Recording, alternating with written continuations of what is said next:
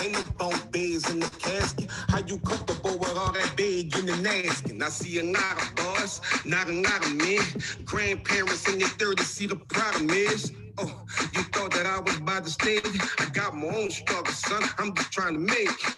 Hey, my finger pointing days been over. I done slithered with the best of them. Call me King Cobra. I broke down ounces till my thumbs hurt.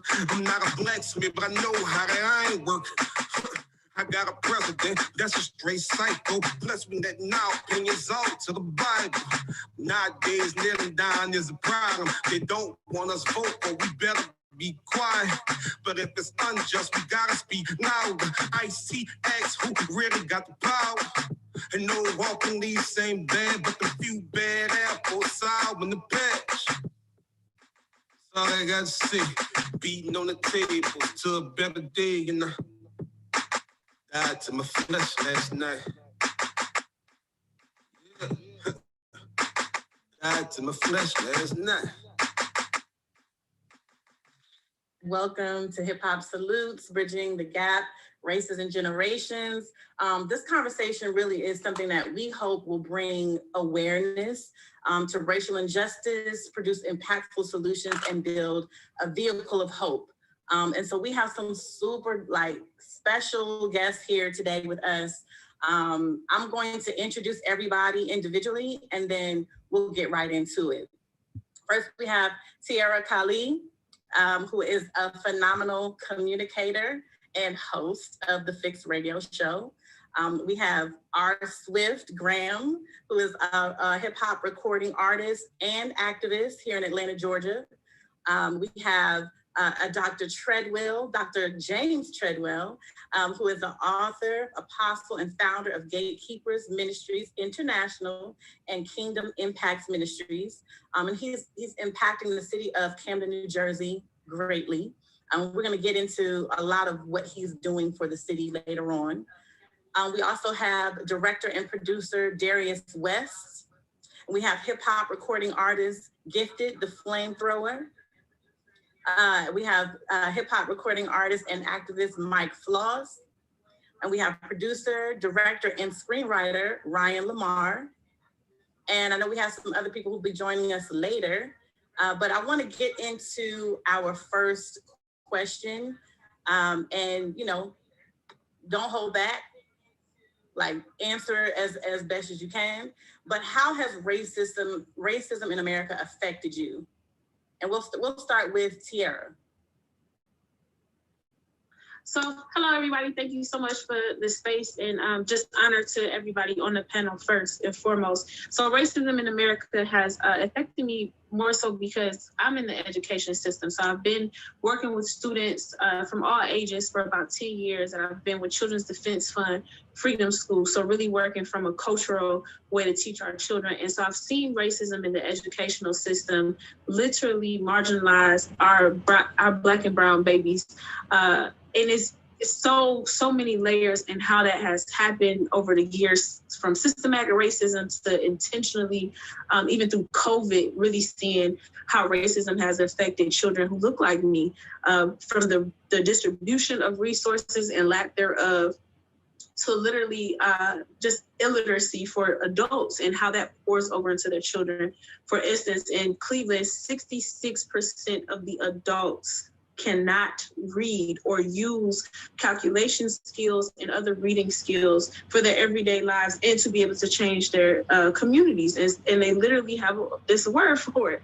It is functional illiteracy. And so it's when you cannot use basic reading skills to impact your family and impact your community. So when there's 66% of a Black community in that, in illiteracy, you have to ask, is that something that's about resources, or where does that come from? And you can directly point to racism. So I've seen it in my own life through my professional career, and then just being a Black woman daily, seeing things from media, walking down the street and hearing certain, and even seeing the stereotypes just kind of roll off of people's eyes and how they view me, especially being a millennial. The way I dress, the way I look, I know it comes with how people view me in a very negative way. So it's all of that. It's all of that. And unfortunately, it's something that I think is so deep rooted that it is beyond just talking about it. It has to, we're talking about political change, social change. And so hopefully we'll, really get into all of that. But those are some of the ways that I've seen it in my life. Swift. Okay. So I've experienced racism on many levels.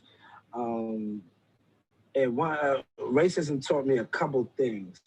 Number one, it showed me like just how deeply embedded it is in our country's fabric. Like we can't avoid it. The systems are based in it. And one thing it did for me was made me want to discover who I am. Made me want to dig more into my heritage and learn just about the things that I'm disconnected from because of the transatlantic slave trade. And so when I look at my brothers and sisters, I look at them differently. I desire for them to know better who they are, to have confidence in who they are.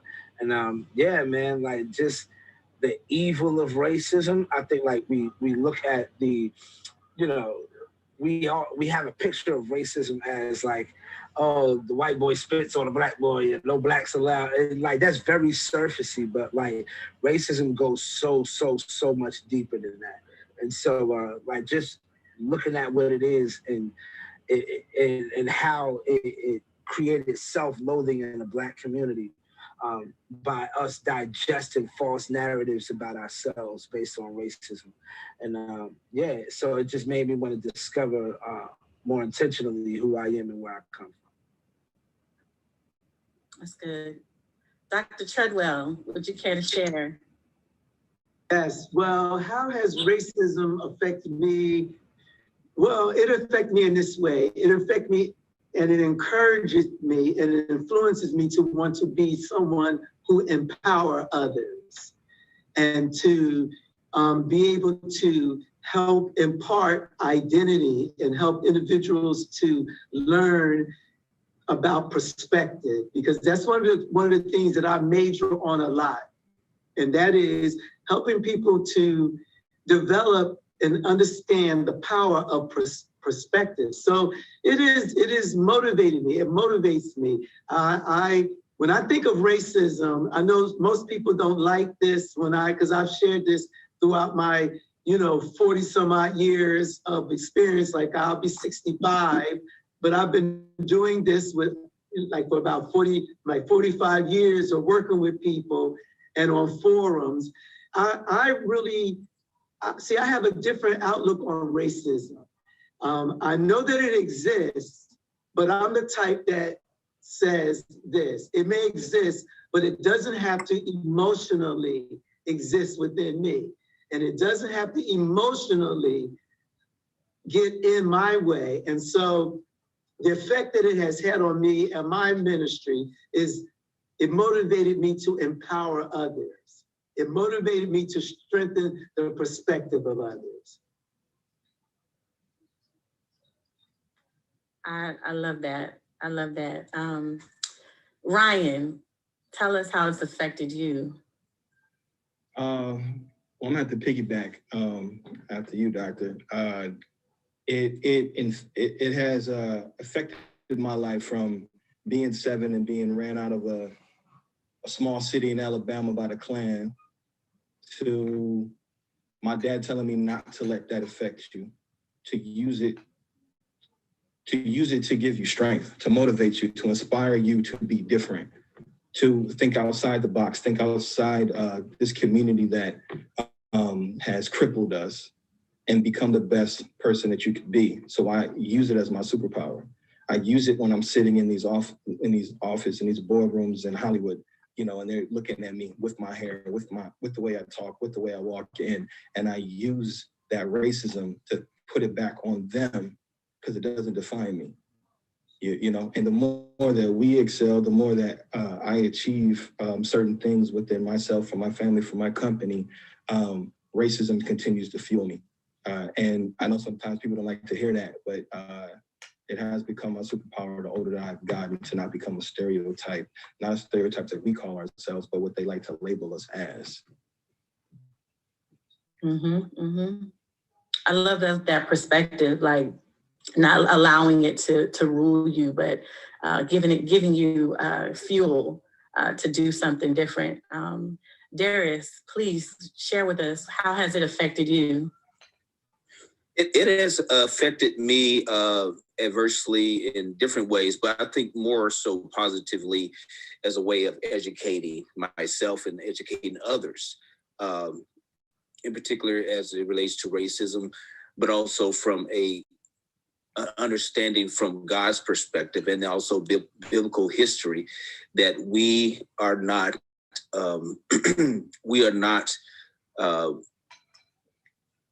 we're not deleted from biblical history, okay? That we are part of the plan of God, that we are written in the scriptures. So a lot of that has fueled me mostly during my college years to really study biblical Black history, really understand, and educate myself and others on how racism exists because people are one, afraid of who you are and what you can do, but also are ignorant of themselves. And so I use it as an opportunity to educate my own children and those who are around me as a sense of empowerment and understanding that racism is not going to go away. It's how you deal with it and how you educate your own self to really understand who you are as an individual, who you are as a person in Christ, but also as a Black person here in America. Gifted, how has racism affected you?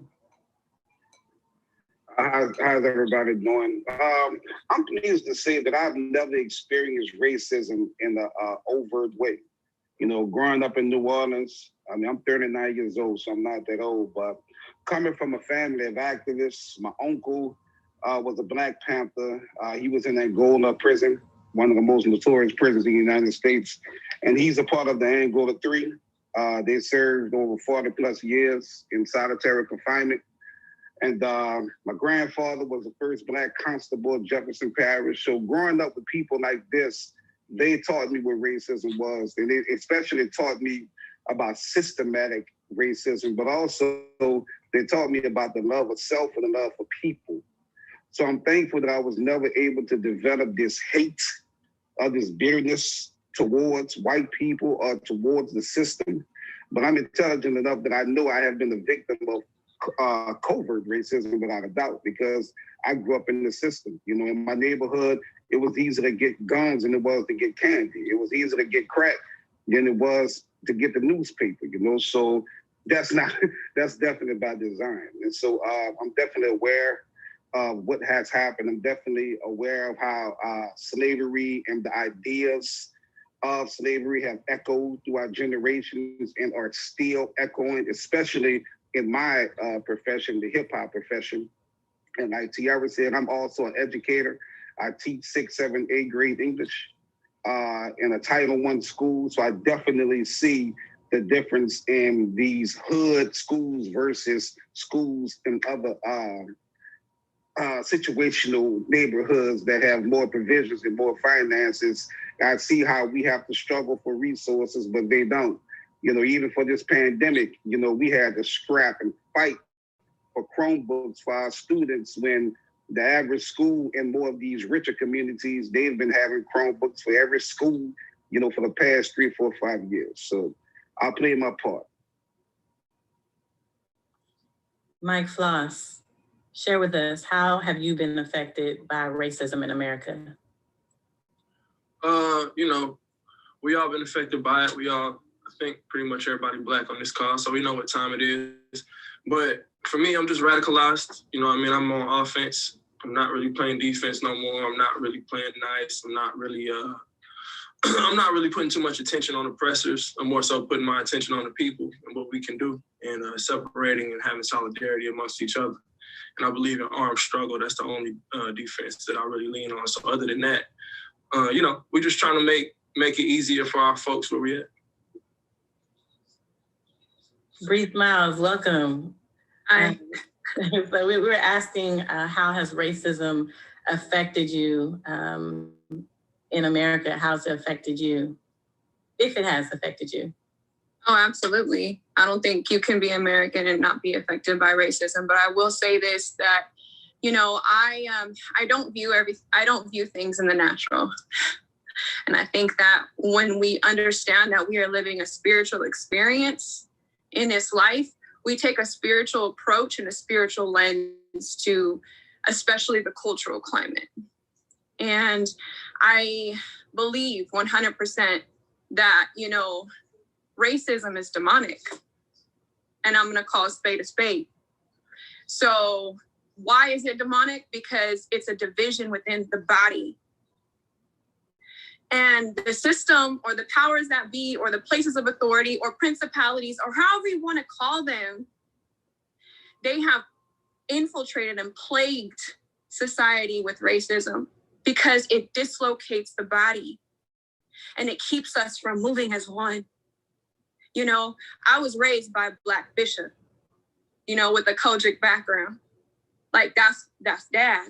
You know what I mean? So the system doesn't want that type of connection or that type of mentorship to happen. If it was up to him, if it was up to the man, that would have never happened.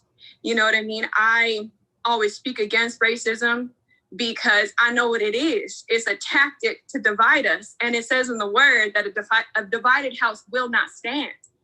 And the powers that be know this because they know how powerful we are united. And if they could divide us, it's divide and conquer.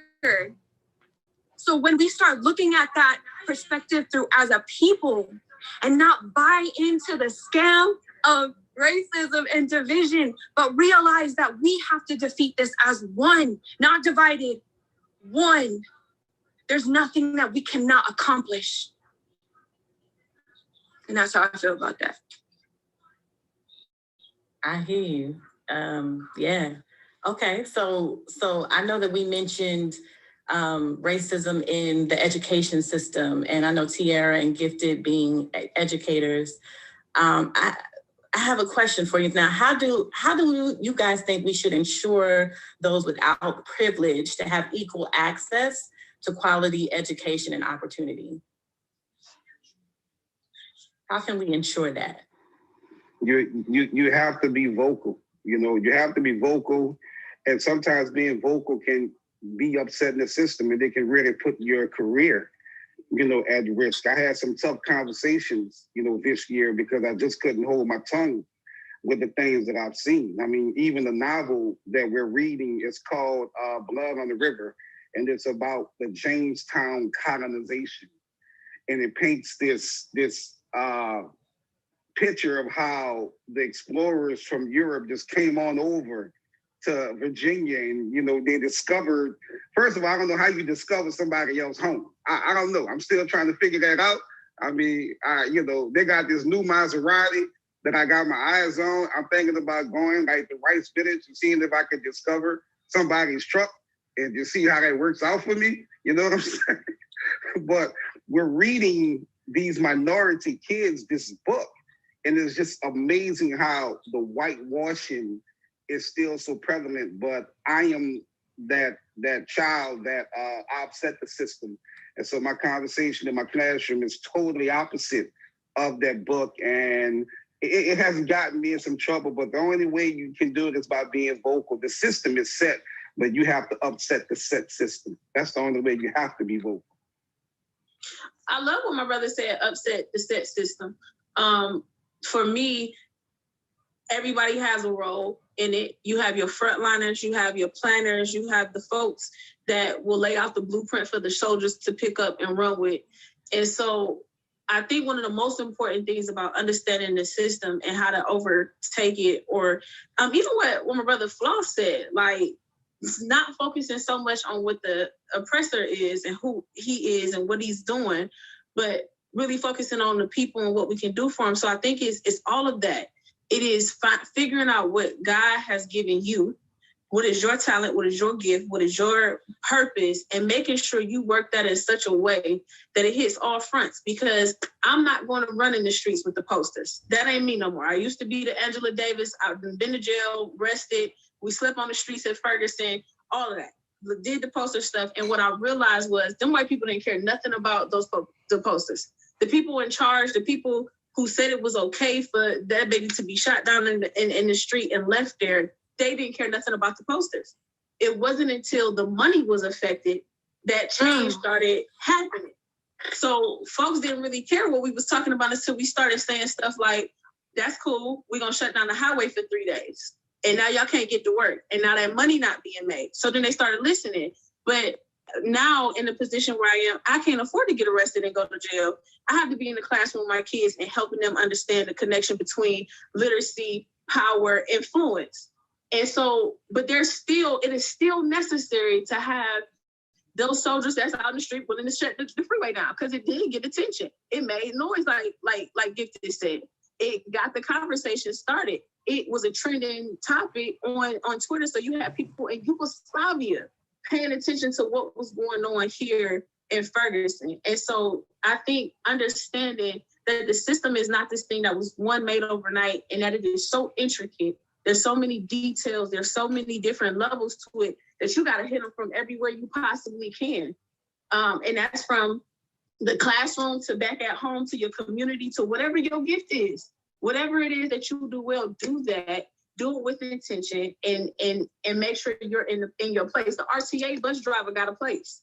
Like that person has a place in the struggle, and it's understanding that there's no piece that's more insignificant or less significant than the other, but that you do what you're supposed to do well with the knowledge behind it and understanding where you fit in the grand scheme of things. That's good. That's good. I'd like to talk to Dr. Treadwell just a bit about what has been your experience in the city of Camden, just seeing what the education system is like there and how it's improved, or does it need more improvement? Can you speak a little bit about that from your experience? Okay. Well, from my experience, what I did was I opened up and started my own Christian academy from kindergarten to 12th grade. And we've been established for over 30 years. And why did I do that? Because I believe that we have to be the solution when it seems like there are no solutions.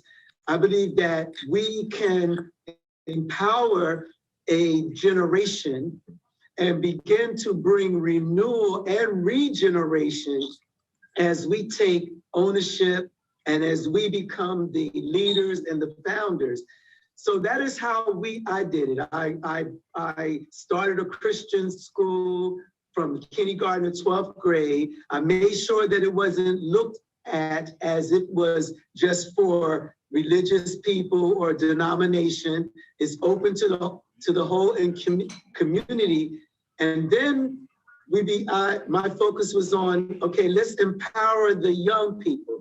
Let's begin to help them with the proper identity and mindset, and not allow any restrictions to be put on us from the government or outside individuals.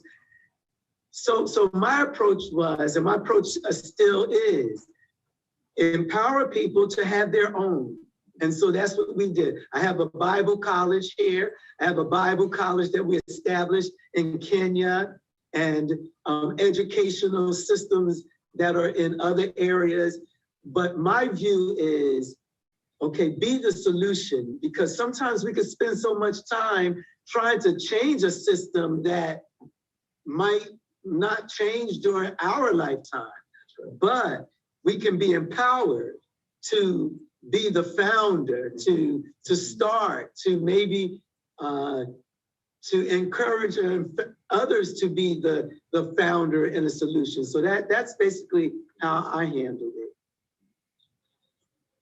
So speaking of solutions, Can you all talk a little bit about how you are being a solution to this ongoing issue of racism, social injustice? Like, if anybody could speak to that, like, what are you doing practically to be a solution?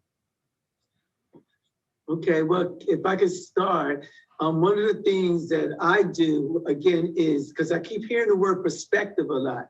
What I do in our Christian Academy is from kindergarten to 12th grade, I focus on your perspective makes a difference. And so I like with these young men here, we have like certain training things established. Like I have an entrepreneurship training program.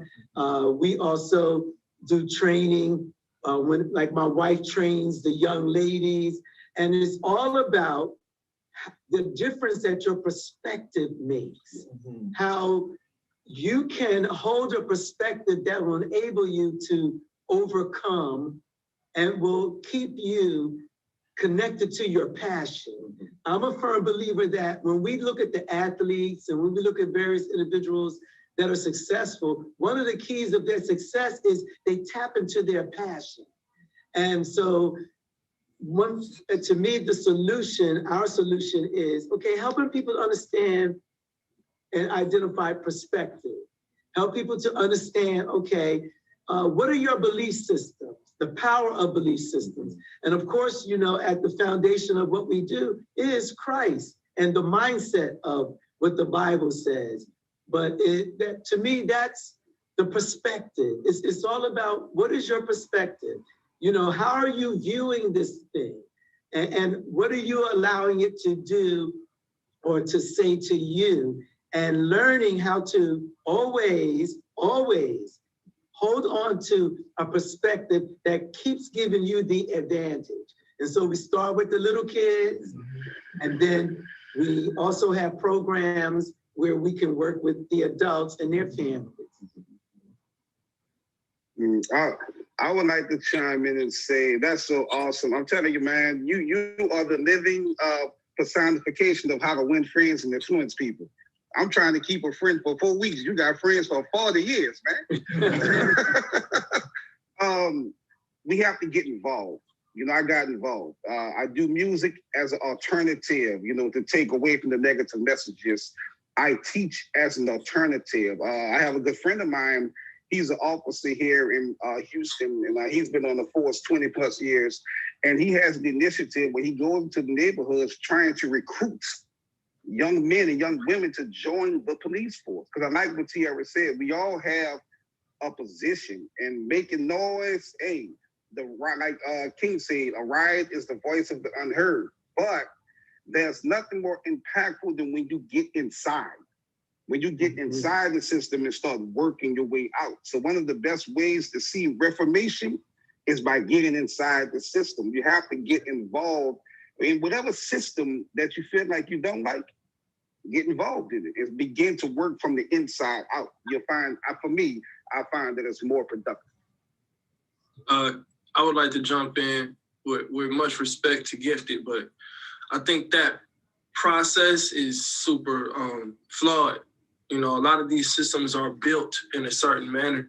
We're going inside of those systems just kind of reveals that that's the way it functions. So regardless of who becomes a police officer, you're still going to be subject to being a police officer. So if that system of being police is the problem, no matter who joins, no matter who goes inside, no matter what you try to do to go inside and change it, that system still remains.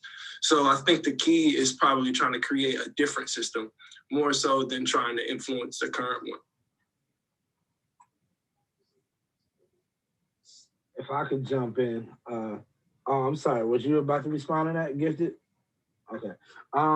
Yeah, so one thing that that me and my family are doing is, like, we see like focusing on our own people and building up our own people is like, people are gonna see us the way they see us regardless. Like, we can't control that. We can control what we do and how we carry ourselves. So, like, we started a nonprofit organization that focuses on identity and empowerment.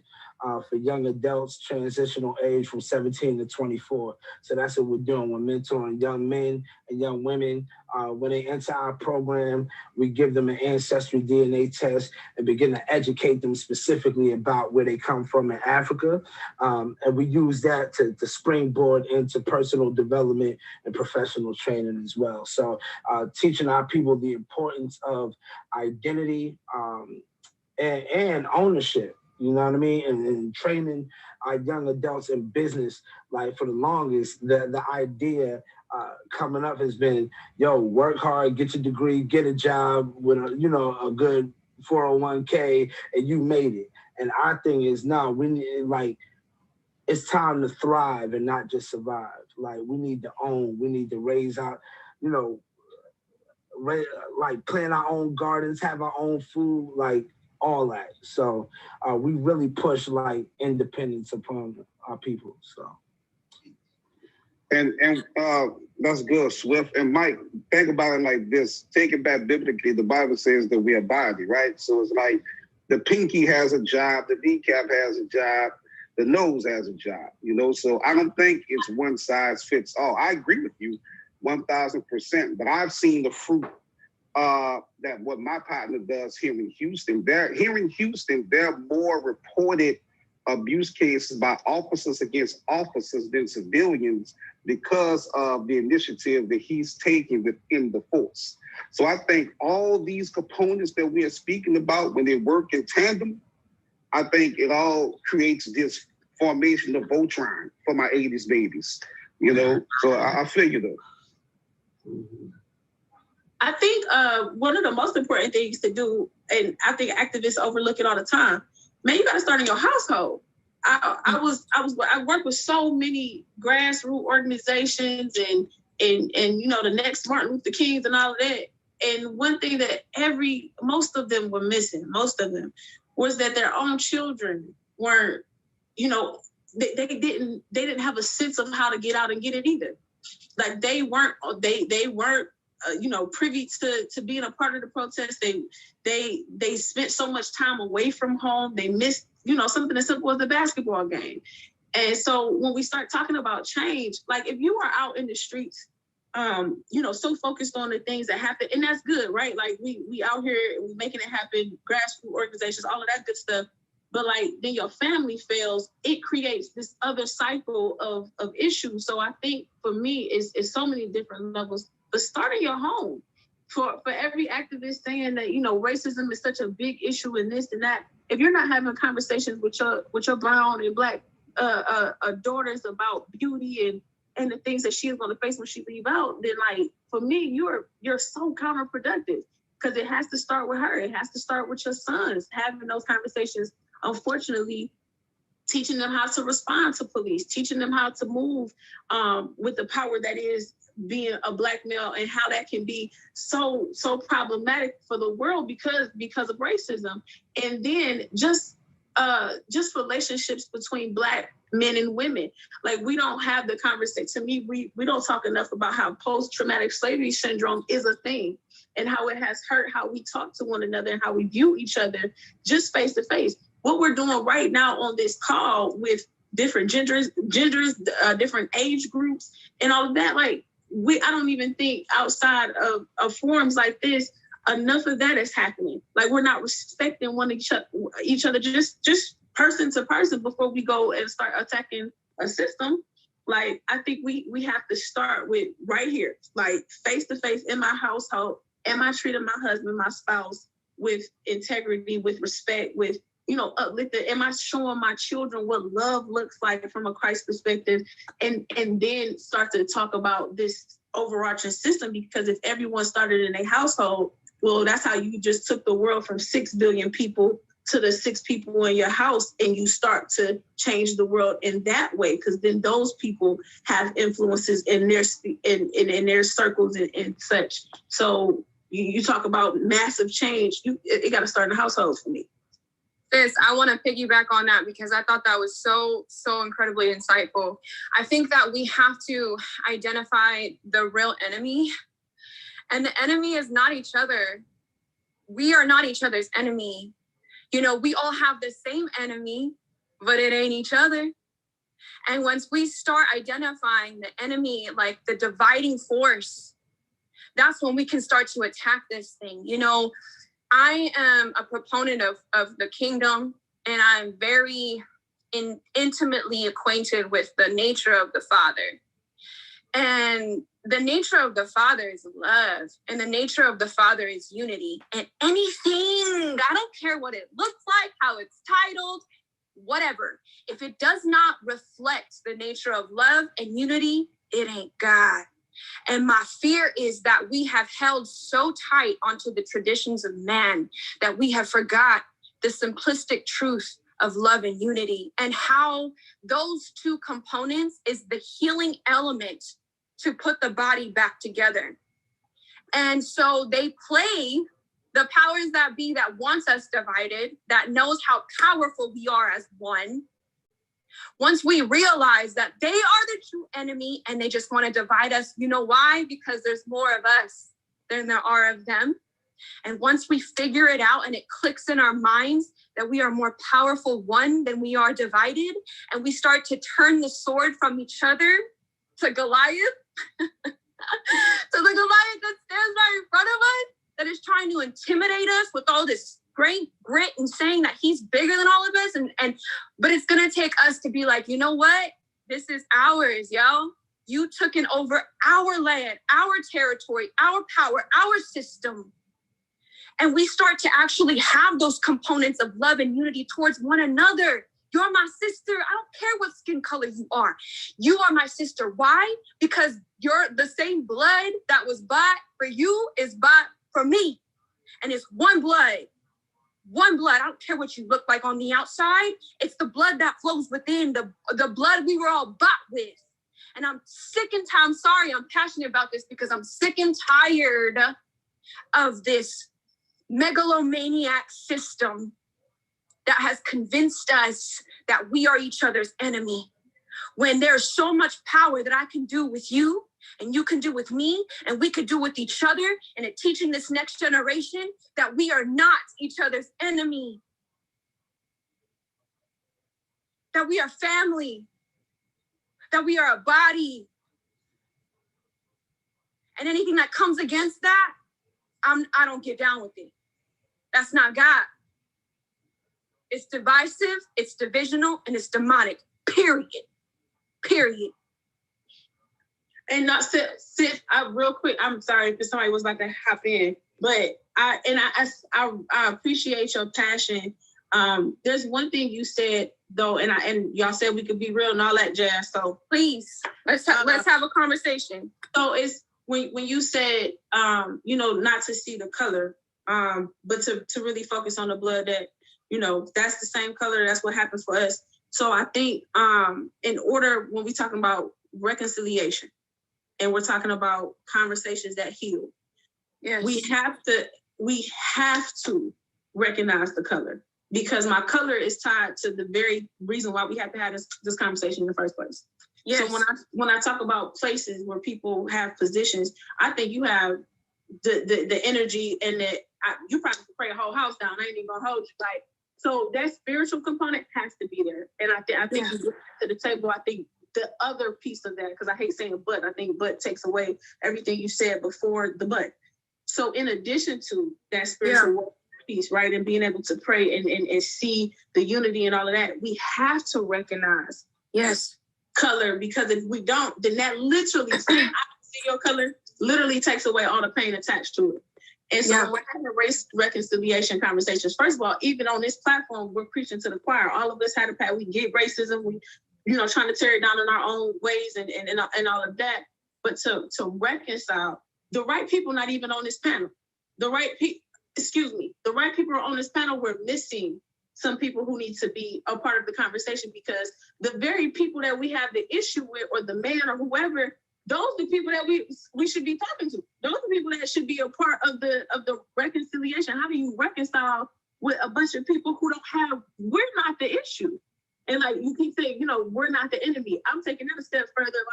I hope the people who see this video and see this conversation are actually the people we need to be talking to. Because I think this is why racism is not moving forward in some ways that it should, is because everybody that's having the conversation is talking to the people that the racism is affecting, and not the people who are perpetrating and moving that stuff. That's why I go back to what you said, Floss. Bro, really, that stuck with me and even is changing some of my perspective as we're speaking. Like, I'm not focused on the oppressors, and it's like almost obsessing with them. Now let's talk about the community and the people and the I think not gifted. You got the nonprofit. I'm terrible with names and I can't see everybody on the screen. But even how that brother is talking, yo, we started with the kids with the identity piece. Let's start there. So again, going back to that position part, Bree, you pray the house down, sis. We gonna leave that to you. You take care of the spiritual stuff. You pray the house down. Hit that, but make sure, I think, in this reconciliation conversation, put the right people in the room. And because why am I feel like we preaching to each other, we saying all these wonderful things, but like, no, let's get to the nitty-gritty of it. Like, this is not moving forward because the people who we even have the real issue with, they're not on the call. And then white people with privilege are not talking to white people with privilege. And being able to use their privilege to give platform and resources and new movement to the people who don't have it, and redistributing that power. So like, I love the movements that we're doing, but that piece has to happen. We have to talk to the people with the privilege and with the access and with the resources, because I know Kingdom Impact, I'm sure you'll have had to cross lines and shake hands with some folks who has some resources that our community don't have because of systematic racism. And y'all had to do some cross-cultural lines in fellowship and unity to get some of this stuff happen. So just for me, it's having the right conversations with the right people and not forgetting race. Because if you forget my race, if you don't look at my color, you can't see the pain attached to it. Yeah, I'd like to also speak to that as well. I have the honor and the opportunity to have 3 daughters. My 2 oldest daughters are Hispanic and Black. And my 3rd daughter, she's white and Mexican. So my family is very multicultural, multiracial. So these conversations I have with my 3 daughters all the time, especially when George Floyd got killed and we all watched it on the computer. And I wanted to know what my white daughter felt like when she saw it, and what my Black daughters felt like when they saw it. And talk about what that felt like, and also explain to my youngest daughter, my white daughter Autumn, is like, when you and your 2 sisters walk into a room together, they're going to see you differently than they see Eden and Valentina, and you have to be protective of them and speak up for them in arenas that they can't speak up for themselves, because although they're mixed with Black and Hispanic, they're going to be considered Black because they just look Black. So you have to understand that as a white woman, when you become a white woman especially, and you're going to be with your sisters, you don't see skin color, that's objectively, but they're Black. You have to be in a position to where you have to speak up, because the thing is, one of the dangerous things that we experience over the course of our time, just in generations, is that white silence is more powerful than the Black voice. And a lot of places that we, I know Ryan can probably speak to it because he's been in these meetings where you're mainly around, he could be the only Black person in the room, and a lot of cases I am as well. And I work a little bit with Lisa Nichols, and she's in that arena to where she's the only Black person in the room. But for us, if we're the only Black person in the room, we feel like we're used to that. So we're not intimidated by that moment. However, if a white person is the only white person in the room, they're uncomfortable, they're intimidated. It's a different dynamic. So I have to address all these kind of things in my household, and also because my wife, she has white parents that were racist or are racist and things like that. So we have to address all these things from different angles. So I have Black parents, I have Hispanic parents. It's a lot of co-parenting going on. But what I have to also address is that there is an importance to why you are the skin color you are. Yeah. Because if God created you the way he wanted to create you, Then he placed you in the city, the state, the country, the color of skin you need to be in for the purpose in your life. Because God didn't make me a white man doing what I need to do for the purpose for my life. So I get to the point where there's a spiritual aspect, and I get that, and I'm all for that because that's who I am. But I also understand the importance of the way you look, how tall you are, the color of your eyes, how big your feet are. All that is connected to your destiny in life, however, insignificant or significant it could be. So I agree both with Bree and also Tiara, is that we need both. There has to be a balance because you can't, I come from Charlotte, North Carolina. So, my uncle was killed by a cop, shot in the back by a cop. This is in the late 70s when nobody was even, it wasn't on the news, like it is now, And so I understand that dynamic as well. And in terms of police brutality. So we have to be able to address these things, but also like Tiara said, is that we need to be speaking to the people who are actually perpetrating these actual, heinous things against people of color, whether you're Black, white, Hispanic, Asian, or whatever. And I think we have these opportunities just by starting it in the family, because we're all connected to people who are perpetrating it, whether it's reverse or whatever, and continue to have these one-on-one conversations. I can't tell you how many hundreds of conversations I had one-on-one with white people after the George Floyd situation. And it was like, man, I don't understand. It's like, well, let me help you understand. Is this, when I said this, did it come across? Yeah, it came across like this. I'm here to educate you that, even our subtle racism or things that you may grow up in an environment with that you may be used to saying, that's not gonna fly no more. We're dealing with a different generation. They're gonna speak up. We're gonna say something. Malcolm X's anniversary for his, it's not really anniversary, but he was assassinated today. Some 40 years ago. Today it was Malcolm. I was working Malcolm X today. So I think all that is encapsulated. The education, understanding who you are in Christ, and all those kinds of things. We have to be able to have all that in order to be a whole person. So I just want to speak from that experience because I deal with that in my own household because I have different cultures and different races in my house, and I have to be respectful of all that, especially when I go outside of my home. Can I piggyback?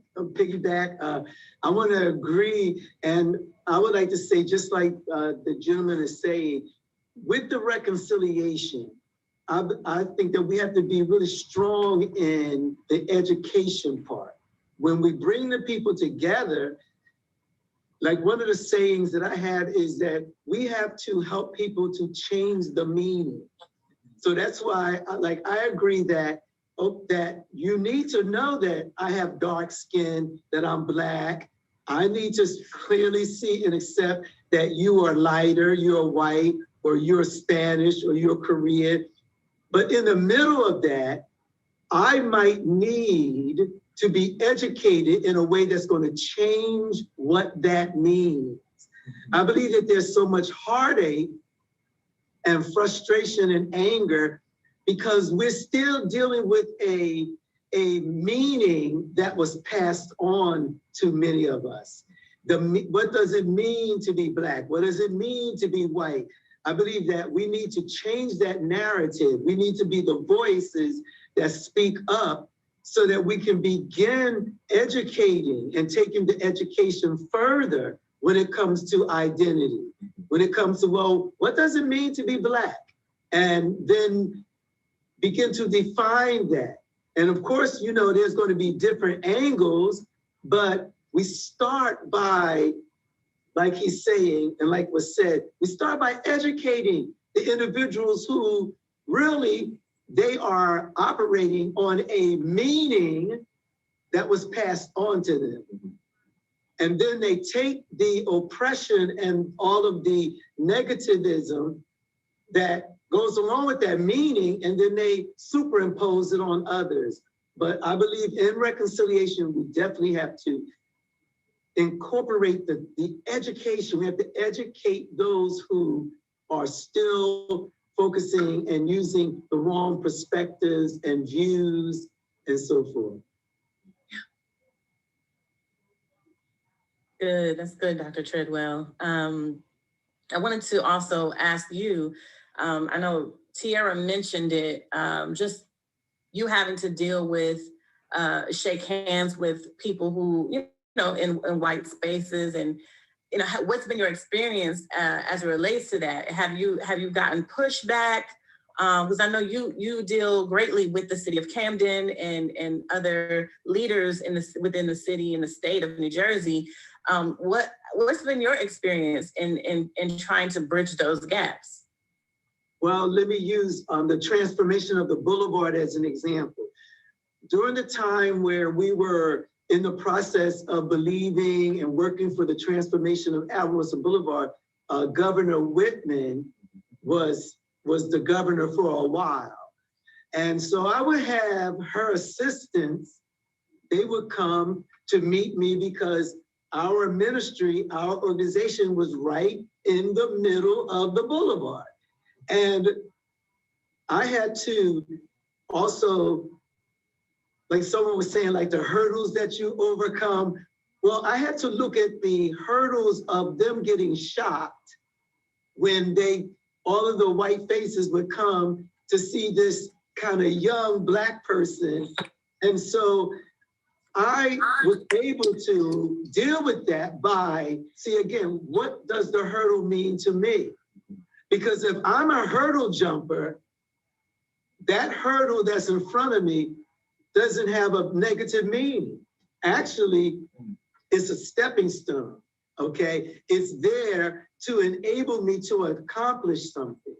So, and I'll give you another example. Okay, the organization that I'm a part of now, that I've been a part of for 30 years, the majority of that organization, the people are white. When I first started in that organization, I might have been maybe 5 or 6, or maybe 10 amongst 10 of the only Black people there. But the thing was, what did that mean to me? And what was I going to impart to them in the area of changing what it means to be around Black people? What it means to deal with individuals that you previously had a meaning concerning them. So the hurdles for me, again, is about the perspective. How did I see it? Did I see them as a threat? Did I allow their projections in looking at me and my skin color to stop me? No, I realized that they needed the meaning of what it means to be Black to be changed. And I see myself as a change agent. And so I took up the task to be able to do that. And again, the spiritual side is a part of it, because we don't wrestle with just flesh and blood. There are spiritual powers and spiritual things that's going on. But in order for me, what I've learned in the 40 years, in order to do spiritual warfare and reconciliation, you yourself have to make sure that your house is in order. You yourself have to make sure that you are not driven by the bitterness, that you aren't driven by the trauma. So a lot of times when I would shake hands and deal with the individuals, I would be so focused on, I'm healed. I'm healed. You don't have to treat me like I'm hurt. I'm healed. You don't have to treat me like I'm wounded. I'm healed. I'm whole. And then that would begin to start an education for those individuals as well. Oh, yes. That's good. If I could jump in, because I have a couple questions. Go ahead. So I'm organizing in Nashville, Tennessee, right? Something that we're encountering in regards to getting the religious communities in Nashville engaged is that there's this vagueness of spirituality, right, that comes across in a time where we need like specificity and we need real tools and real actions. You know what I'm saying? If the police kick my door in right now, I'm not gonna pray, I'm gonna act. So I think something I struggle with is like what you were saying, I think it was the Reverend was saying, about coming to it from a place of I'm healed. Our people ain't healed though. You know what I'm saying? My homies is traumatized. My homies is, you know, rape victims, and my homies is formerly incarcerated. You know what I'm saying? Like we living in a time where these folks ain't healed, and it's gonna take years before that happen. And I don't want them to feel like they gotta come into this space of movement already healed and already, you know, focusing on getting healed from all of those things, because who knows, it might take 15 years for them to get through whatever it is they're going through. We got folks as drug addicts, you know what I'm saying? They trying to find ways to get off of that. So I think if I can stand in the gap for those people, my question would be, what is the responsibility of all of this spirituality in these real world, real live times? You know what I'm saying? Present day, right now, right here, somebody's in need of help. How do we provide that in a way that's tangible? You know, if they need food, do we start a food program? Do we teach them how to grow food? I'm just saying, I don't want them to feel like they got to do something spiritual in order to eat. Like, they need food. Kind of comment just quickly. I agree with you. That's why in our ministry, we cover the fact that in order for you to change the culture, once again, you have to start with educating, empowering. And one of my sayings to people is that, you know, okay, I'm not interested in doing all the fishing for you. I'm going to show you how to do the fishing. I'm going to show you where the fish are and come up with programs. Like, for example, in our ministry, we have what is called a soul clinic. And that is designed so that if you have experienced trauma, rape, hurts, then you can come so that you can share your trauma, but share it and expect an exchange. And what is that exchange?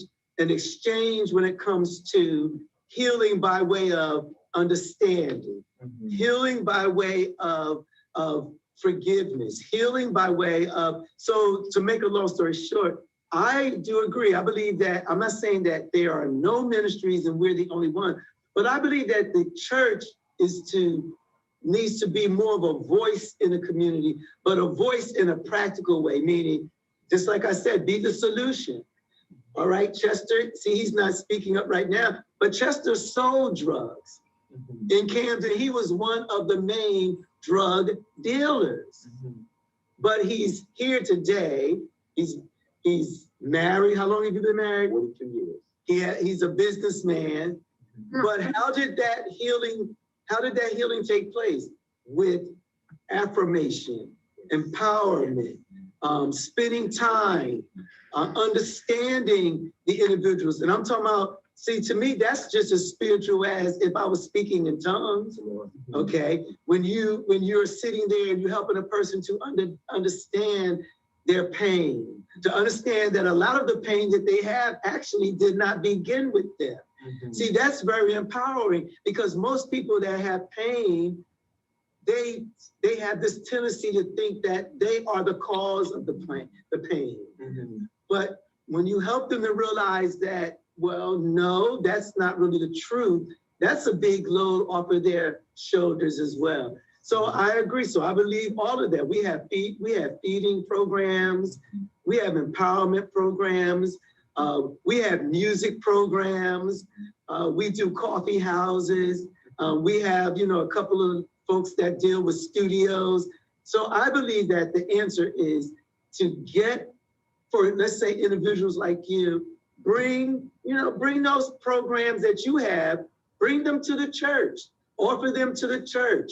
Because if you already have something as a solution, then why should we try to recreate another wheel? So it's about networking, okay? And so that's what I would like to say, because that's what we are doing. That's what we do.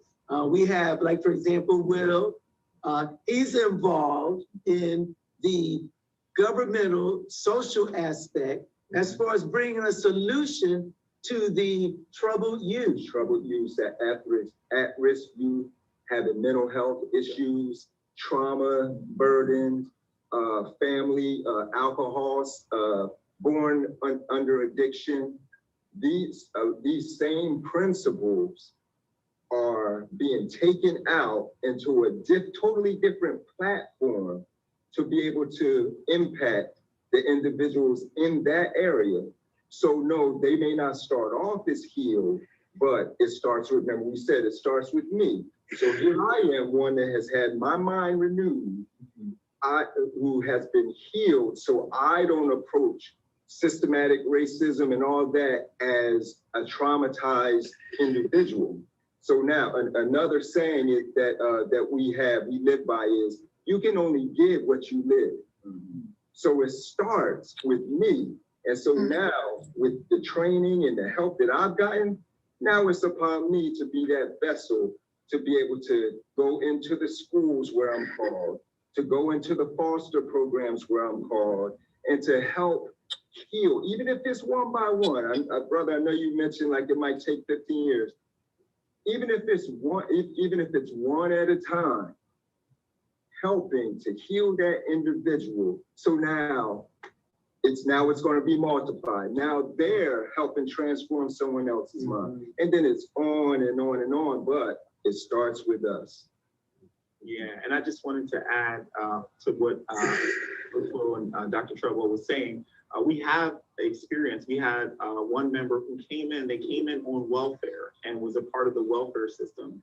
To date, they've been 29 years as a business owner, 31 years off of welfare, and they actually run a daycare program. And so the principles that they receive, and they're in our soul sessions when we have them, the principles that they're receiving, they're imparting into the people that they're watching. And I just received an update this week that one of the people, the young ladies that attend her daycare was highlighted on our news this week for a coloring book that she did. So she was actually on the local news. So we're seeing these things happen and being reproduced in the individuals that maybe have started off traumatized. And as a part of my story is I was a director of a homeless shelter for 6 years.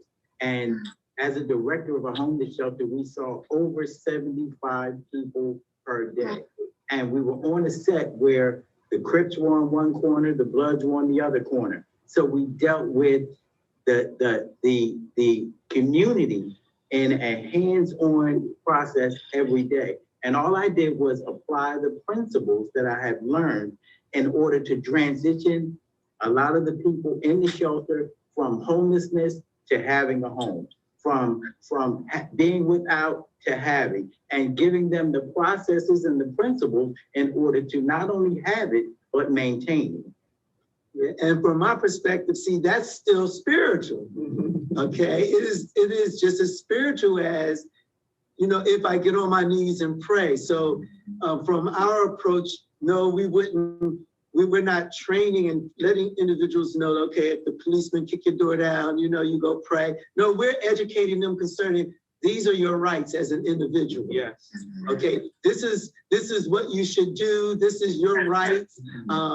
You don't have that slavery mentality, but you have identity. You are a person. And then at the same time, we are a voice to the police department in our area.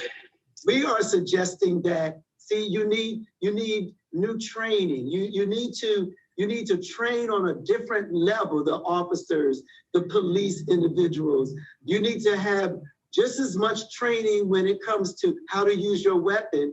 Well, what about training on how to be able to assess where a person is when you approach them, so that maybe you can, with education and with the proper perspective, know how to deal with that individual as an individual and not deal with everyone the same way.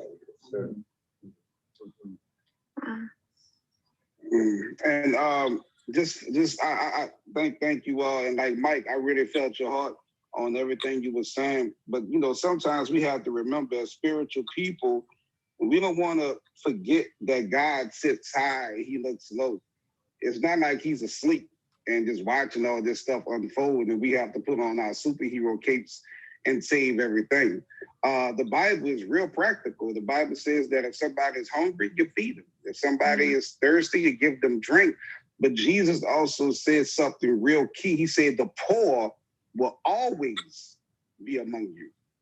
Always. So you're never going to get all of the people all of the time. It's our job, like Tiara said, start at your house, start in your community, start in your city, start in your region. Just play your part.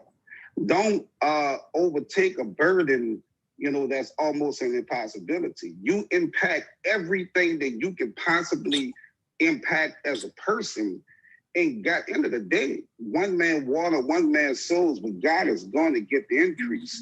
But even in the spiritual aspect, we have to remember the beautiful world and the beautiful United States, everybody is not Christian. So I'm careful when I approach the conversation of race from a Christian perspective, because that can be disrespectful within itself, because everybody doesn't believe in God. You know, I've been in marches with, you know, some 5%ers, with some atheists, you know what I'm saying, with some Muslims, and they're not trying to hear no conversation about Jesus. They're just trying to hear a conversation about how we can impact this systematic things that we're dealing with, you know. So I encourage all of y'all, but at the end of the day, remember, man, God sits high, he looks low. He does not sleep nor slumber. And if that's the faith, then that's the faith. Now, if that's not your faith, then I understand. So I don't put all that burden on my shoulders. You know, every day I play my part and I go to sleep and I sleep good at night. Mike, do you feel like you your question was answered, or? Yeah, for sure. For sure. Okay. Yeah, we good. All right, good. I know we have 5 artists on the panel, and I'm curious to know, you know, just in the music world, you know, how are you all, you know, bringing solutions to these issues, and you know, what have you seen in the music industry? Have you seen, you know, some of these injustices, or just, you know, different things that that have affected you and made you feel like, man, like I need to do this to change this? Like, can you talk about your experience in the music business? Any of you? Because I come from the secular side and the mainstream side. The system is the system. When you look at hip hop, you can tell how hip hop is perfectly designed to destroy our community. Ooh. Perfectly. That's why so much ignorance is empowered. You know what I'm saying? That's not by accident. That's by design. Once the white man saw NWA coming in, that was the cash cow. I can knock out all kind of birds with this one stone. I'm gonna give you enough to destroy you as a community. Coming in on the Christian side, you know, I'm not gonna lie, we dog each other out, to be honest, which is a lot of prejudice just within the Christian community as far as music side. The church didn't recognize Christian hip hop for a long time. CCM, you know, it's all kind of foolishness just within the industry, and even in the hip hop community. I mean, a lot of us don't deal with each other because it's all about high scoring. If one artist is not on this level, then we don't even talk to each other. You know, so it's an ugly monster all the way around. But for me, I mean, who was it? I forget. One of the panelists said they focus on the positive. I just played my part, man. I was a dog in the streets, and I'm gonna be a dog in the kingdom. I sold every drug there is, carried every gun there was, got shot in my face. I got blood on the streets of New Orleans. So I played my part. I ain't got time to focus on that silliness that these little boys and these little girls be playing, because I come from a real place and I'm here to do a real thing. I'm a grown man. I got 6 children. You know what I'm saying? 3 boys, 3 girls. Been with my wife 25 years. I ain't came here to play. And I'm 39 years old, so you doing math. I got a lot of life under my belt. You know, so I stay focused on the mission that God gave me, you know, and coming from my hood, I mean, I got a gazillion partners that's dead, but I have a master's in education. So my trauma was addressed. And I like what we was talking about earlier, that trauma. We gotta address the trauma. We have to. And like my man said from Kingdom Impact, it don't matter if it take 15 years. If we get that one Black person to get us behind in therapy, get them a counselor, address that trauma, that, hey, man, we did a good job, because the Bible says the good shepherd will lead the 99 and go after the one. We got to address our trauma. We got to get therapy, counsel. We got to start home before you can do anything. So that's what it is. I think that for me, you know, everything that's happening right now, it's just the exposing of a diseased body. Like there was an infection in the body, you know what I mean? Like the body was struggling with stage 4 cancer. And just because you don't address that you're sick, just because you don't go to the doctor, it don't mean it's not spreading in you. You know what I mean? So all of this devastation has really caused us to look inwardly and actually get diagnosed that, hey, we got a problem out here. Like it exposed the disease within, you know, and like, yeah, we can talk about the bad. The bad is obvious. We know that. But now it gives us the opportunity to heal if we want to, because we're like, okay, we're diseased. Now what? You know, it's like, now do we want healing, or do we want to keep on ingesting the same thing that made us sick in the first place? We have that opportunity right now. And as the church or as believers or whatever, like we are the ones that carry the remedy. So like, shout out to Kingdom Ministries. Like you guys are actually like walking what you talk. And, you know, I feel like God has destroyed certain systems, man-made systems, because they don't work. None of them work. Even government systems, they don't work. God never created government. He created kingdom. You know, he never created democracy. He created kingdom. Actually, democracy comes from, you know, the Grecian philosophy, and Greeks hated Black people. They enslaved them. You know what I'm saying? So, and we still operate under that type of colonized nature. So it's like, do we address these certain systematic man-made systems, realize they aren't working, destroy them? Like Jesus was coming in all the systems and turning tables. Like, what did you guys do? Oh yeah, I forgot. You guys didn't do what I said. And as the mind of the masses has so far strayed from the law, we're living in the product of that environment. And then we, you know, society is like an ATM machine. You can only withdraw what you deposit. We've deposited so much hatred, filth, corruption, deception, and we expect a different result. That's why the body is so diseased. But now it's given us the beautiful opportunity to say, you know what, we're sick. The body is diseased, and how do we heal it from this point forward? You know? And so, you know, with what I do in my ministry is that I realize that there is the world system, but there's also kingdom being established, and they're completely opposing entities. You know what I mean? Like there's been churches in the worldly system, and that's why I totally give, you know, an applause, standing ovation to Kingdom Ministries, because you guys are actually the feet. Like you guys are actually walking. So many churches, they just wanted to be the mouth and just speak and speak and speak and speak and not be the hands and not move and not do anything. So it's like now it's given us the opportunity to move. It's given us the opportunity. God is really saying, if you don't have the heart for the part, sit down, because so many people just want to like say what they're going to do and not do it. So everything, you know, part of my music ministry is that I realize that kingdom is being established right now. God is promoting people like Shadrach, Meshach, and Abednego that refuse to bow to culture and the indoctrination of everything that is going on without you, and keep your eyes fixated vertically instead of horizontally. The ones that aren't bowing to what's happening in the world right now, God, he's refining them. But after they've walked out, he's putting them into positions of power.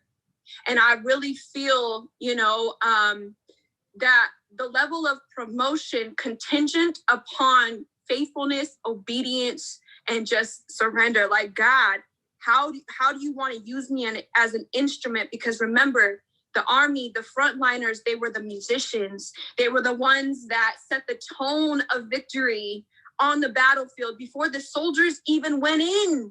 you know? And so God is really giving people a heart for doing, not just speaking. Everything in my ministry is always themed around love. It's always themed around unity and around empowerment and around like the true nature of God and taking our rightful authority in the kingdom. So I, you know, as an artist, I don't operate with worldly law at all. The things that people told me to do as an artist in the world, you know, I got harked at, blasphemed, criticized, whatever. I'm not doing this right. I'm not doing this right. You need to do this, that, and the other. And I'm like, yeah, that worked in the world. And how is that working for you? I operate under a different law. I operate under a different standard, you know? So like, for people that are really in the kingdom, I tell them like, take heart. God is going to establish you. And I'm watching it. I am watching, you know, like real kingdom companies like Red Gorilla Entertainment. I'm watching God put favor on them and power on them and places of position on them, you know, and people that really exemplify the heart of the Father, not just for monetary gain or what they can gain in the world or riches or whatever, but really out here for souls and to empower the people. I'm watching God amplify them. So yeah, we see all this destruction and we see the news and we hear what they're telling us and they're pumping hopelessness and fear, you know, just blaring it. But when you're like really connected with the heart of the Father, he's doing a restorative work right now. But the revolution has to happen inwardly before it happens outwardly. And ambassadors of the transformative work of God's hand, it's happening with them right now. And then the movement is going to come from that sincere, authentic place. So that's how I'm moving in this season, yo, making sure that I'm good this way so that it can be executed this way and wherever God wants to place me. Is it all right if I say something to the musicians? Yeah, please. Because, you know, I normally call myself a David. And, you know, if anybody knows about the Bible, David is a worshiper. But I would like to just say to the musicians, and especially like the gentleman said, we need the people to be on so that they can hear this. Because most of you, you know this already about yourself. The language of music, the language, the very force of music is so powerful. The influence is so powerful. And so my desire and my hope is that we would see actually God's point of view where music fits in being able to bring transformation. Because some messages won't be heard with just someone just talking, but then that same person listen to that message when it's spoken with a different vibration, in a different manner. And so we can look throughout scriptures and history to see the power of the musician, the power that the musician carries, the influence. So I would say an encouragement, we need even more musicians to stand forth and to recognize the authority and the power that they have to influence masses and bring transformation that way as well. Yes, that's good. I'll jump in to answer real quick. And, you know, I'm a secular artist, so I can't really speak to a lot of the Christian philosophies in music making or that industry. But what I can say is that it's pretty much like corporate America. You know what I'm saying? It's pretty much the same structures, the same people running it, it's the same owners. You know, you just got to keep finding where the money comes from to figure out what the agenda is and what they put money behind. So I think as an artist, the way I kind of combat that is, like I said, kind of in the beginning, was just putting my focus on the people, using whatever I can do with music to touch the people and kind of let them dictate my success rather than, you know, whatever partnerships I can get or whoever I can stand next to or whatever that may be. Like I kind of put the focus on the art and the focus on the people and just try to make this be really a lifestyle, you know, giving and of helping, you know, folks from where I'm from and folks that relate to my story and my experience, being as honest and transparent as possible along the way. I'll jump in. So, on the music side, I've had quite a bit of experiences with labels and stuff like that. And when you start going to like the major labels, we talk about labels who are ran by, you know, white men who invest money into detrimental content and like literally get paid off of the demise of your people. And these are like, you know, it's like self-inflicted wounds. Like to us, we're telling a story. We're just telling a narrative. But like a lot of the music, of course, glorifies activity and things that are detrimental to our communities. And you have men that get rich off of that. So one thing I do to combat it is, number one, I keep my content very honest, very forthgiving, very uplifting to my people. I like to spread a narrative that gives that loans itself to power. But I also think it's important. Again, I think one of the mightiest weapons we have as a Black community is ownership. And so like when we can own land, when we can own our food, when we can own our music, we can own our movies, we can own our content. I think like, again, like the Sister Tierra was talking about, like, you know, all the shouting and the protesting is great, right? It moves us as Black people to unity in sometimes. But like when you really start getting their attention is when you affect their bottom line. When they realize they can't get rich off of you, right? And so you're saying like, look, I own my masters, I own my label, I own my music, I own my clothes, I own my books, I own everything that my name and my image is attached to.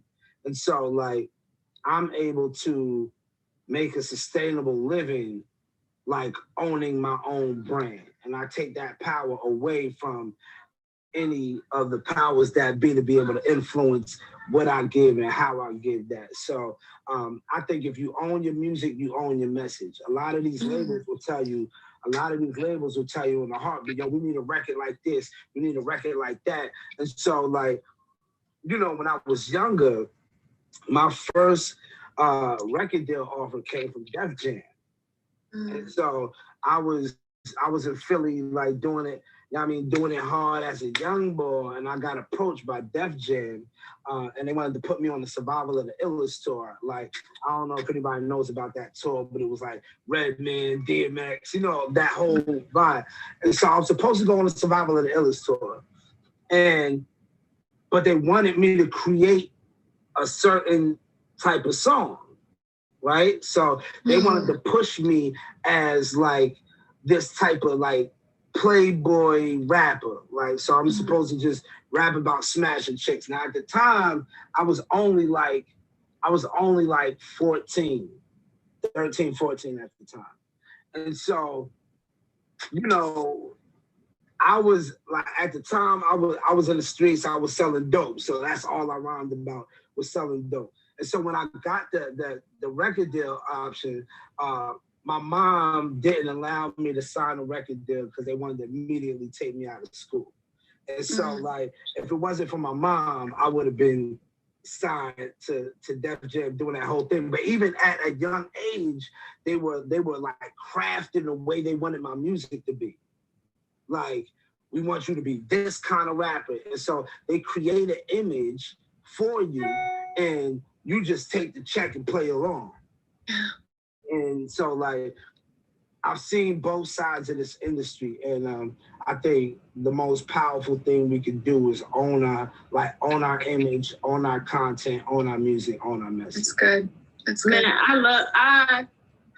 love that ownership piece. Like, and from both spiritual and secular perspectives, I guess I have a heart for people to want change more than they literally want change.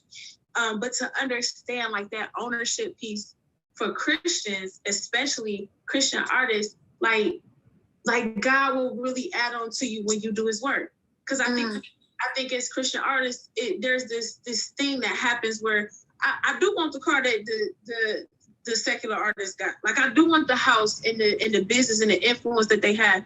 And I don't think it's anything with having bread, like getting your bag.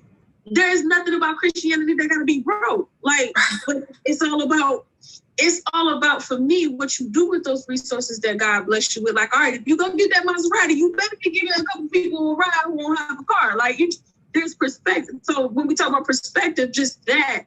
And I think when we start really chasing after him, and from a spiritual perspective, he'll add those things to you as long as your heart is right in it, right? Because I'm not a hip hop artist. I'm a spoken word artist. I work with a lot of hip hop artists from both sides of the fence, and I kind of walk into rooms and there's this expectation that spoken word artists should look like homeless people.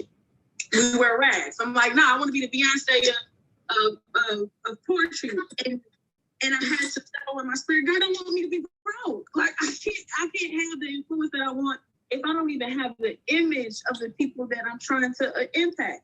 And that goes, so when you talk about how have you experienced racism and sexism and all these different things in music, I think if the people, if Christ, if the body of Christ can really kind of catch on to that ownership piece and not feeling guilty for making money, not feeling guilty for having influence and power, just using it in the right way. That business piece, we're not business savvy.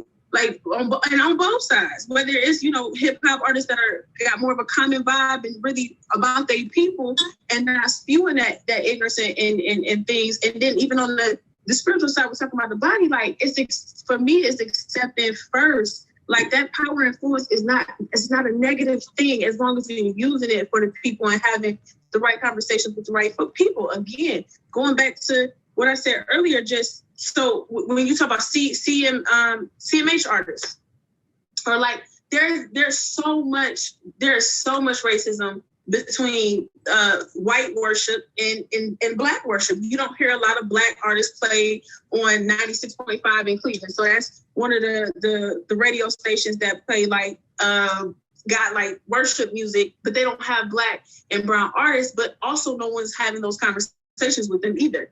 And when it's tried, what's asked in those boardrooms? Well, who bringing in the most bread? Like who has the most listeners? Who has the most streams? Well, black artists would be able to have those streams in that same influence if we had the business savvy behind how you monetize streams and how you and getting your BMI right, your ASCAP. Like, why don't you own your music? And so you're out, putting out this art, putting out this music, and you have no idea what's going on in terms of contracts and having and understanding what it means to play things on Spotify or Apple playlist. So when you can't even go to the table and have the conversations with the powers that be, because you don't look like you have the influence and the power that you could if your business was together. Because I'm sure there could be different conversations. We could really impact the other side if we came to the table. What I love what Kingdom Impact talks about, the business savvy. I'm even looking at the gentleman on the board. Even if y'all didn't know what we're talking about, you look like you do. Like, so with business together, not just from a paperwork standpoint, but by the way that you look, by the way that you talk and carry yourself. Like, I'm tired of Christian artists getting the pass because they're saying Jesus. We cannot impact this world, be it racism, sexism, all the isms. Yeah. If we're not having real conversations about money, y'all. Money make it go round, period. Take you spirituality or not, like money talk.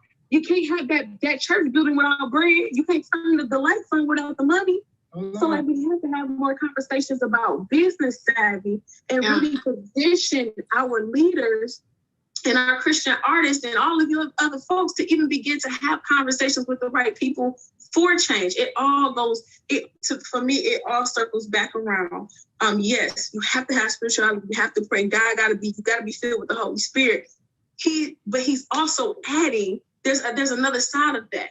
There's another piece to add to that. And for me, it's about bread. It's about having your money in order. The contracts are right. You have the knowledge. That knowledge piece is so critical. So financial literacy is so critical to when we start talking about change. Because again, even we don't even have to go back 50 years. We can talk about 2020. Why did Target, Walmart, all the other major Fortune 500 companies, all of a sudden, Black and Brown Lives Matter? All of a sudden, we're going to put Black books in the entrance when you walk into the stores. We've been having these conversations before, but it was because Black and Brown communities made the decision to say, y'all will not get another dollar until you make situations like George Floyd important, until they get the right verdict read. We will not continue to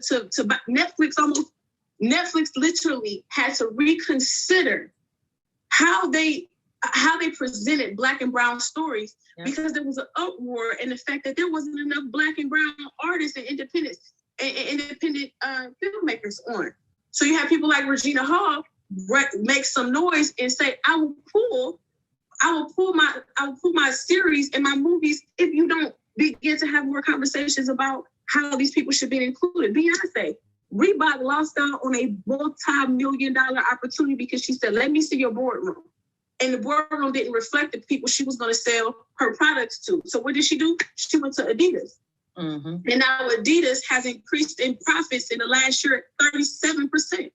Wow. The money. So we can't talk about change until we talk about really what it is those systems operate in and what they care about, and that's money. And none of that stuff takes away Christ. But Christian artists should not get the pass for being change agents just because we say the name of Christ in a song. It's more than that. It got to go a step further. Get your business right.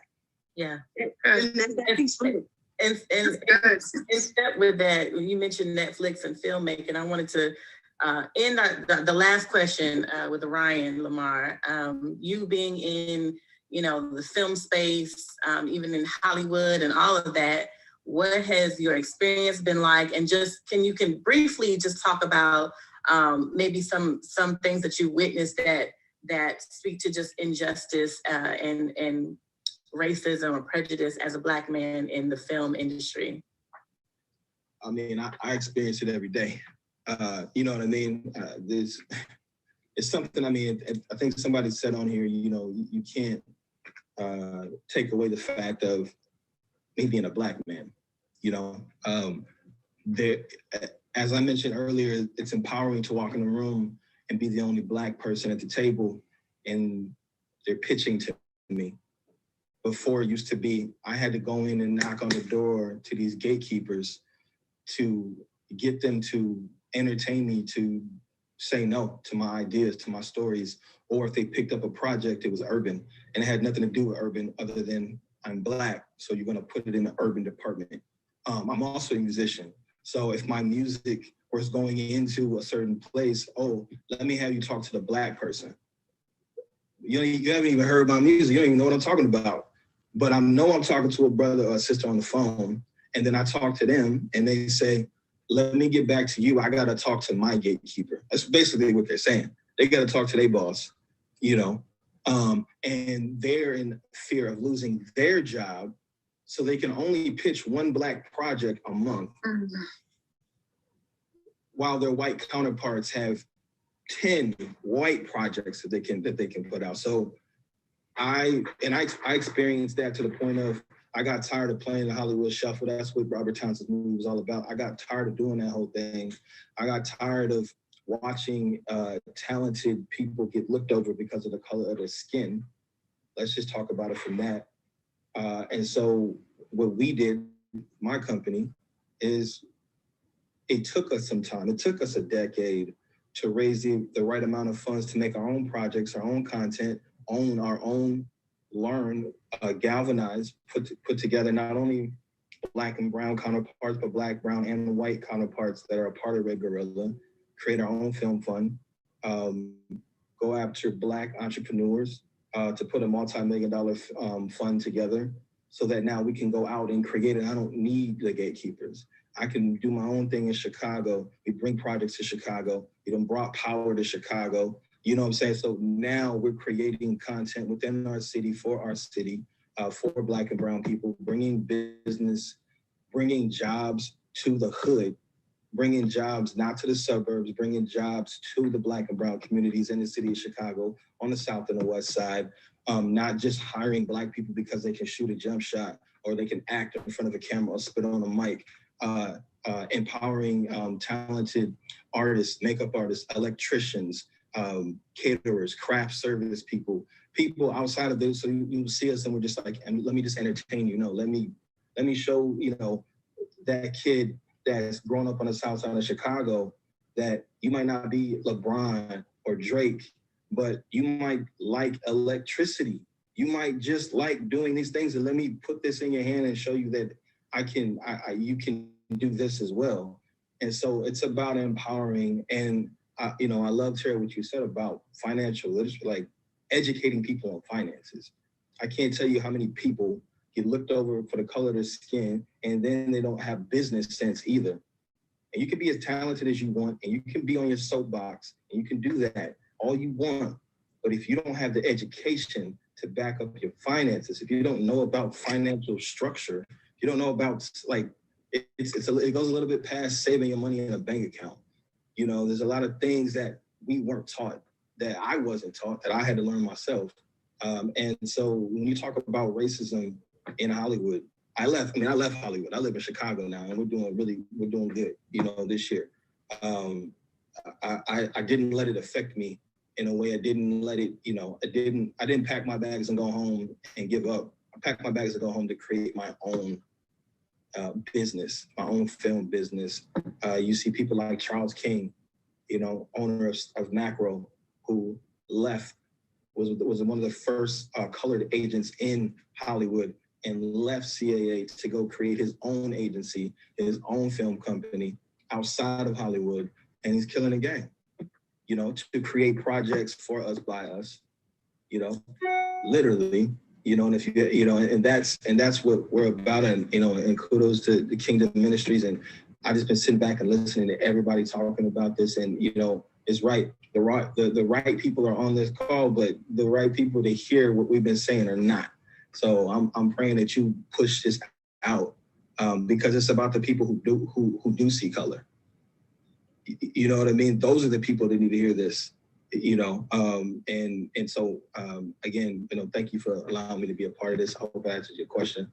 So I'm probably going to experience racism on this next call I got to get on. You know what I'm saying? But but use it, like as I said in the beginning, as my superpower to continue to keep pushing. I love that. That's, man, so good. I just, first of all, thank you all for sharing your heart and your passion and just your experiences, and just all that you all have said has just been so encouraging. And I'm hoping that those who are watching, the right people who are watching, that we get this out to, that they'll hear and see that we're not, you know, wallowing in or being sad or anything like that because of oppression or racism or any of that. But and these are some key things that you all have said on education, ownership, being a solution, making sure that we have financial literacy and not focusing on the oppressor. And these are the ways that we can combat racism and bridge gaps within different industries. And it's just really just those key words that you guys have given, I think are definitely going to bring hope for those who are, you know, for all of us who are experiencing or have experienced racism and injustice and all of that. And so I just want to say thank you all. Dr. Treadwell, like, again, we big you up for all that you're doing in Camden. You are, like Tiara said, the feet, and Bree said, you are the feet right now. Like what you all are doing, you are the example of what we all should be doing, right? And on an individual level, and even on, you know, in a bigger level, right? Whether it's our group, it's our family, it starts with the home. All these are all of the just key takeaways that all of you have put out there. But man, just again, thank y'all so much. And big shout out to DJ Focus and Brandon from Cleveland Nashville Connection and DJ Focus from the Fix Radio Show. We are really, really thankful for you all even just putting this thing together. And we hope that you all would tune in for the next series of Hip Hop Salutes.